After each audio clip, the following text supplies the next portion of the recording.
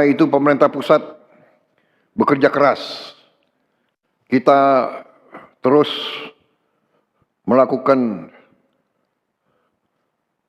upaya-upaya menegakkan hukum, mengusut segala penyelewengan, dan kita tidak akan ragu-ragu mencopot, memecat pejabat-pejabat yang tidak mampu. Tanpa memandang bulu, tanpa melihat partai mana, asal-usul, suku mana, agama mana, ras mana. Siapa yang tidak bisa setia menjalankan tugas rakyat, kita persilahkan untuk berhenti dari jabatan-jabatan pengabdian kepada negara dan rakyat. Saudara-saudara, saya sebagai presiden dibantu oleh menteri-menteri, kita terus bekerja sekarang untuk mengamankan kekayaan negara. Kita mencari aset-aset, kita meneliti peraturan-peraturan, dan kita tidak segan-segan untuk melakukan apa yang diperlukan sehingga semua kekayaan negara bisa kita amankan dan kita gunakan untuk kepentingan rakyat kita. Saudara-saudara sekalian, kita pelajari terus sistem yang tidak sesuai dengan rancang bangun pendiri-pendiri bangsa kita, kita harus berani memperbaiki. Khusus untuk Papua, kita harus percepat pembangunan di Papua di semua bidang. Tapi sekali lagi, sebagaimana saya sudah bertahun-tahun menggarisbawahi bahwa dasar dari semua kehidupan bangsa adalah kemampuan bangsa itu untuk menjamin makanan untuk rakyatnya. Karena itu masalah pangan itu sangat utama. Karena itu pangan menjadi dasar dari transformasi bangsa kita.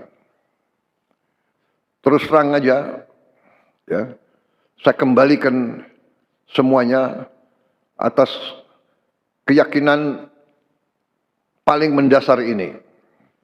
Semua kehidupan manusia, semua peradaban manusia, semua negara yang berdiri ribuan tahun sampai sekarang bisa berdiri, bisa bertahan karena dia aman pangannya. Untuk kita aman pangan, kita harus swasembada pangan. Kita harus menjamin produksi pangan kita sendiri. Dan ini tidak hanya pangan secara nasional, kita harus swasembada pangan secara provinsi. Bahkan bila perlu secara kabupaten. Bencana yang kita lihat sekarang di Sumatera Utara, Aceh, dan di Sumatera Barat memberi pelajaran lagi kepada kita. Dan saya yakin saudara-saudara di Papua juga mengalami itu. Bahwa kalau terjadi sesuatu di mana komunikasi putus, desa itu harus bisa bertahan. Kecamatan itu harus bisa bertahan. Kabupaten itu harus bisa bertahan. Dan ini adalah pelajaran nenek moyang kita. Tanyalah kepada kakek-kakek kita. Ya, dulu ada lumbung desa. Kita harus ada lumbung desa sekarang. Harus ada lumbung kecamatan. Harus ada lumbung kabupaten. Harus ada lumbung provinsi. Dan harus ada lumbung-lumbung nasional. Kita akan lakukan itu. Kita akan membantu saudara-saudara supaya setiap kabupaten bisa swasembada pangan. Menteri Pertanian sudah melakukan langkah-langkah. Kita akan buka sumber-sumber pangan di semua kabupaten. Masalahnya adalah karena negara kita begitu besar, tidak bisa satu pulau tergantung pulau lain. Satu ongkos logistik itu terlalu besar, sehingga beras yang mungkin produksinya di satu daerah mungkin hanya Rp8.000 atau Rp9.000, di suatu provinsi bisa Rp25.000 karena faktor komunikasi, karena faktor logistik.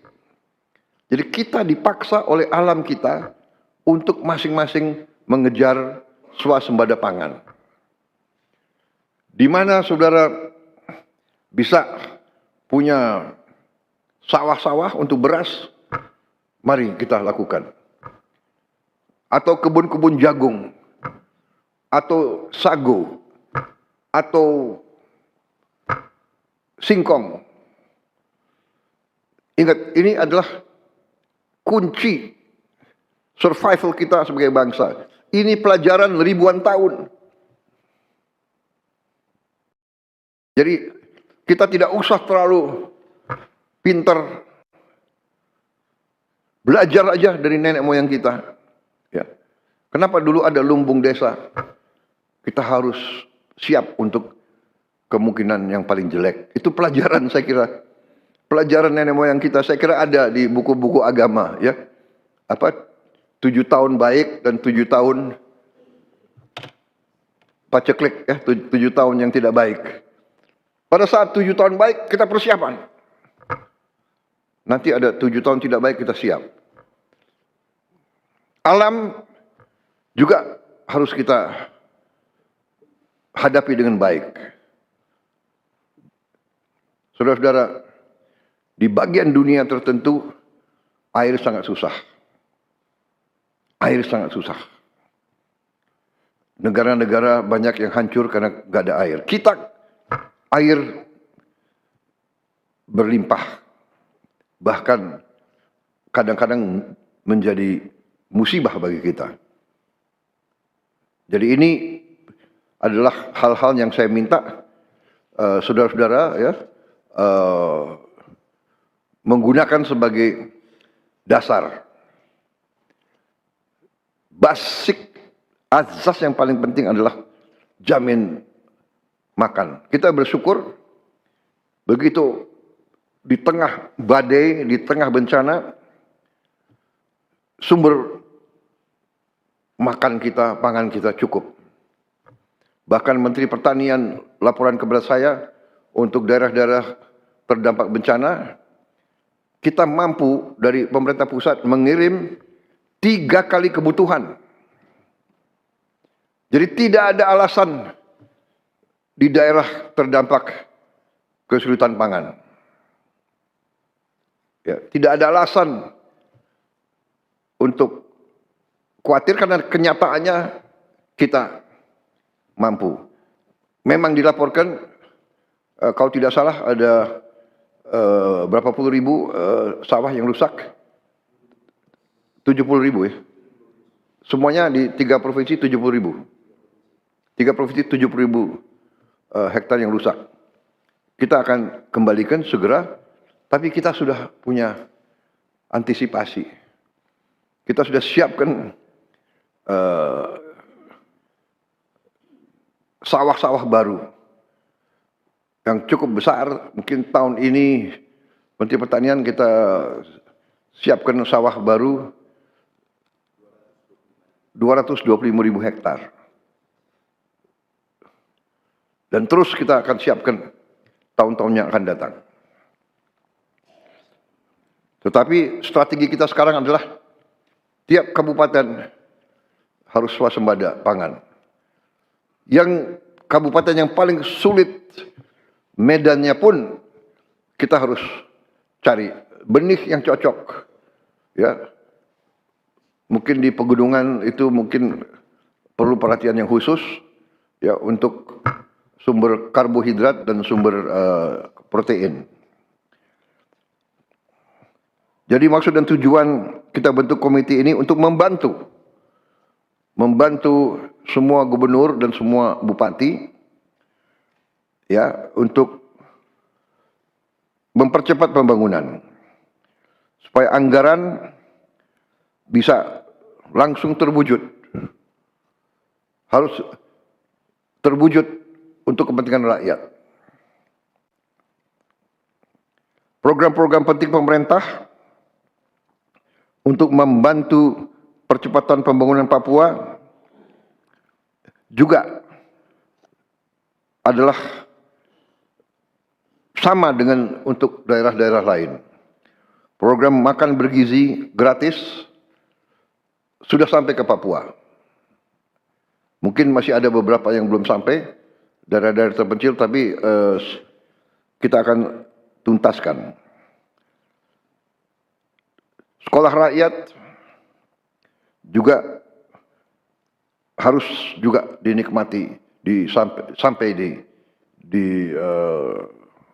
tiap kabupaten. Kampung nelayan tentunya di daerah pesisir. Pembangunan fasilitas umum, ketahanan pangan, food estate, ini menjadi prioritas. Jalan Trans Papua juga harus kita tuntaskan supaya akses ke semua bagian dari Papua lebih baik, membuka daerah-daerah yang terisolasi, juga agar harga logistik bisa kita potong, kita kurangi.